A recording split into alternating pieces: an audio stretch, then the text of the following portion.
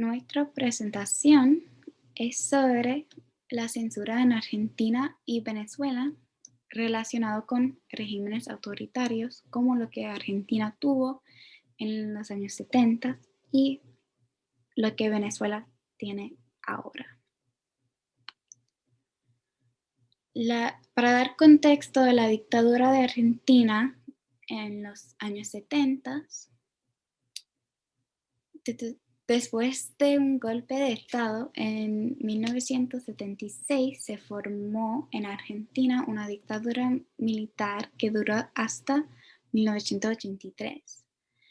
Y la razón para el golpe de Estado era que había mucha inestabilidad política a causa de la muerte de presidente Juan Perón y por el gobierno de su esposa que vino después de su muerte.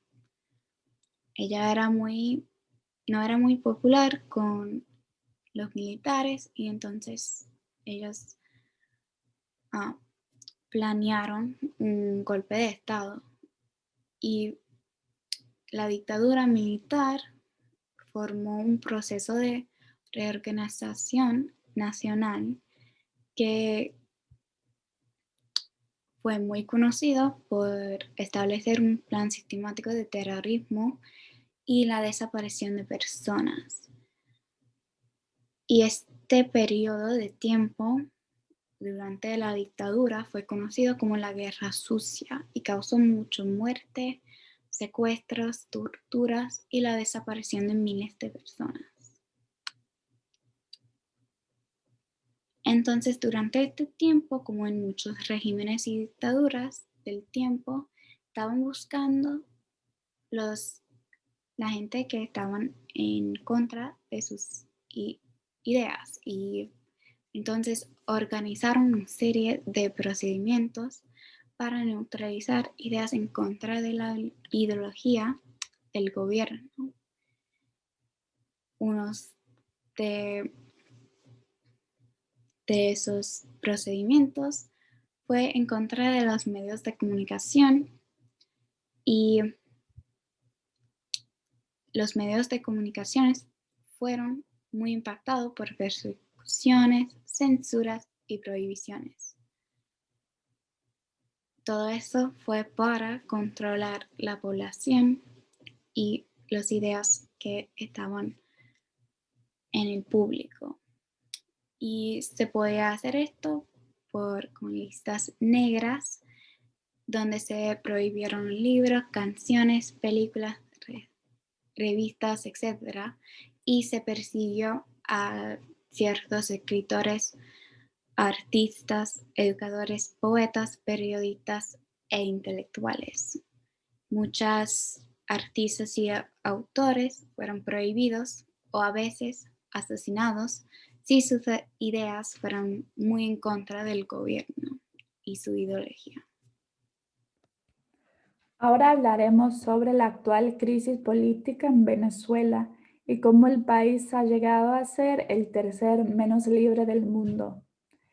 Venezuela fue una vez el país más rico de Latinoamérica y tiene la reserva de petróleo más grande del mundo. Desafortunadamente, hoy sus instituciones democráticas y su economía están en las ruinas. La hiperinflación en Venezuela comenzó aproximadamente dentro de los años 2016 y 2017, haciéndolo el país con la inflación más alta del mundo, lo cual ha provocado ahora años de protestas en contra del gobierno de Nicolás Maduro. Maduro originalmente fue electo democráticamente en 2013, pero en 2015 sus ambiciones políticas se hicieron evidentes cuando buscó consolidar su poder en el país.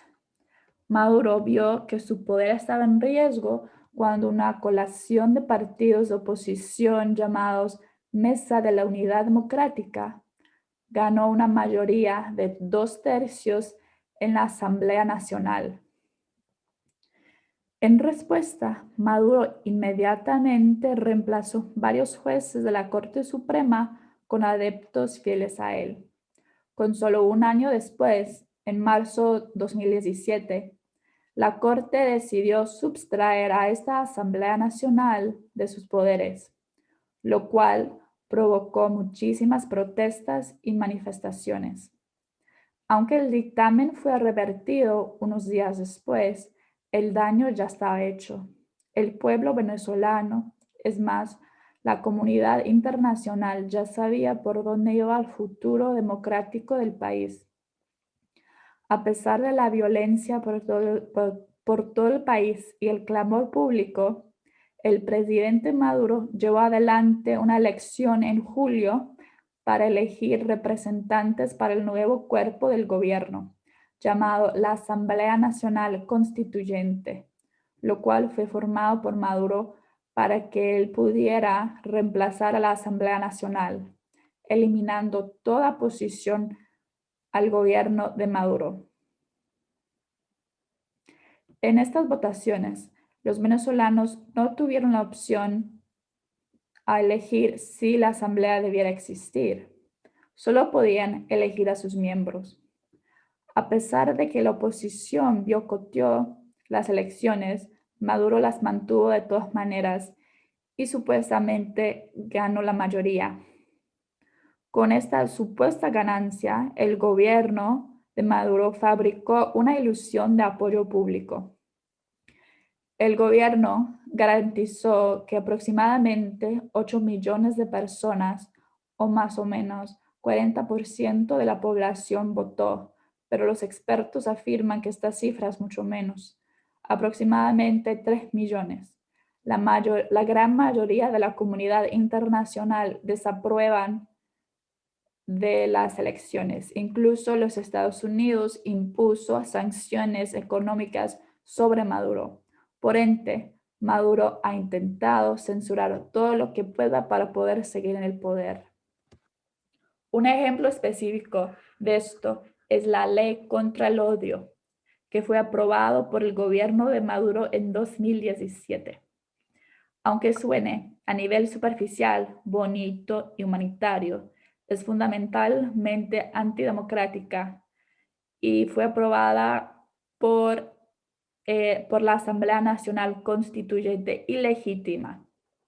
El gobierno de Maduro dice que esta ley promete promover la paz, la diversidad y la tolerancia a través de la penalización de un discurso que promueve el odio, la violencia y la discriminación. Esta ley suprime la libertad de expresión, lo cual es derecho fundamental de la democracia, y promueve la censura y autocensura, porque la ley permite que el Estado sancione medios de comunicación, tanto las tradicionales como los digitales, como las redes sociales.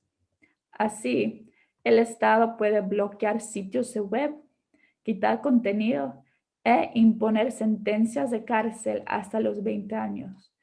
Esta es una de las últimas estrategias que hemos visto en los países autoritarios para censurar su pueblo.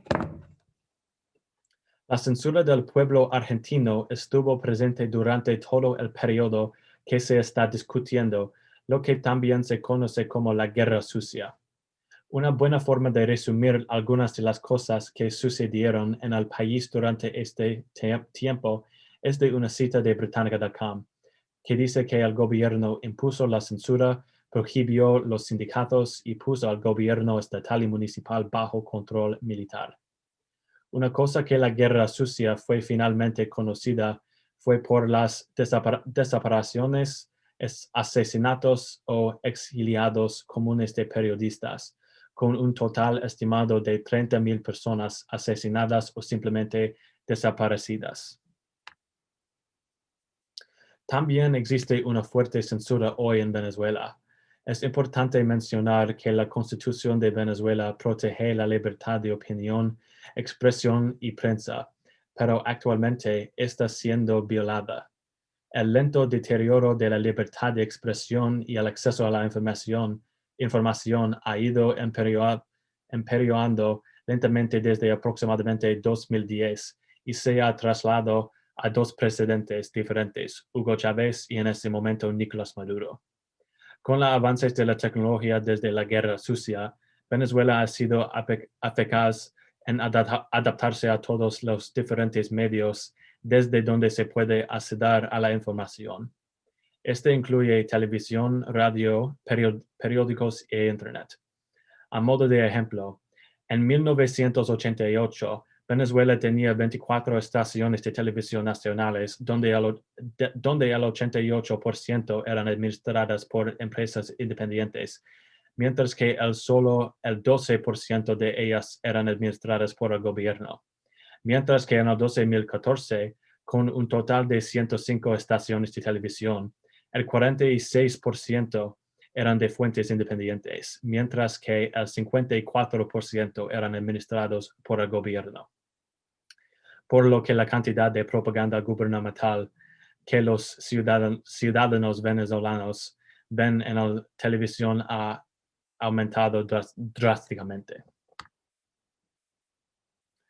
Al comparar las dos instancias de censura, lo que más se asemeja son los métodos con los que han decidido silenciar a las personas que se pronuncian en su contra, principalmente con torturas, detenciones, exilios o desapariciones.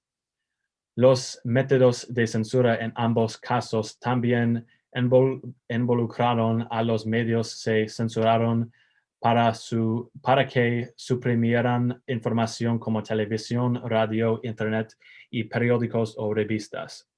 No se permitió la prensa negativa del gobierno, incluso la sátira que se burlaba de ellos.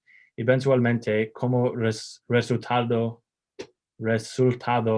de que el gobierno censuró la libertad de expresión e información, esto llevó a la forma de autocensura porque las empresas independientes restantes temieron lo que el gobierno podría hacerles si continuaban publicando prensa negativa sobre ellas. Hay una relación con los censores por Luisa Valenzuela y las situaciones en Venezuela hoy y en Argentina en el pasado. Como en Venezuela hoy, no hay una manera en que puede compartir información con otros ciudadanos. Y en esta cita debajo, Luisa Valenzuela describe que para Juan, el problema es que el gobierno estudia cada carta que reciben y son muy estrictos. Es una forma de controlar las palabras que dicen sobre el gobierno.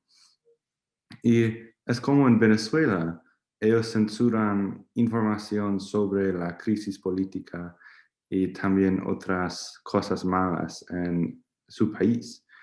Y también los mensajes de otras figuras políticas o candidatos de presidencia. Es difícil comunicar la verdad de los eventos que ocurren en el país con esta censura. Y también, como Juan en los censores, los dictadores quieren que los ciudadanos cumplan y actúan como robots para los dictadores. Y los dictadores también quieren convertir el odio para el gobierno en la complicidad. Y Juan es un ejemplo perfecto. Y hoy en Venezuela, sin comunicación con otras personas, el gobierno quiere crear sentimientos de aislamiento para que los ciudadanos no puedan unirse y rebelarse contra el gobierno. Y es una forma de controlar toda la gente en este país. Y ellos quieren silenciarlos y quitarlos la voz. Y es posible porque ellos no pueden decir palabras verdades sobre el país. Y es similar a Juan en los censores. Él pierde la habilidad de comunicarse libremente con Mariana y por eso él se convierte en un robot para el gobierno y sin un voz real. Y estos son nuestras preguntas para la clase. ¿Hay algo que podemos hacer en los Estados Unidos para ayudar a la situación en Venezuela? ¿Y qué opinas sobre la ley contra el odio?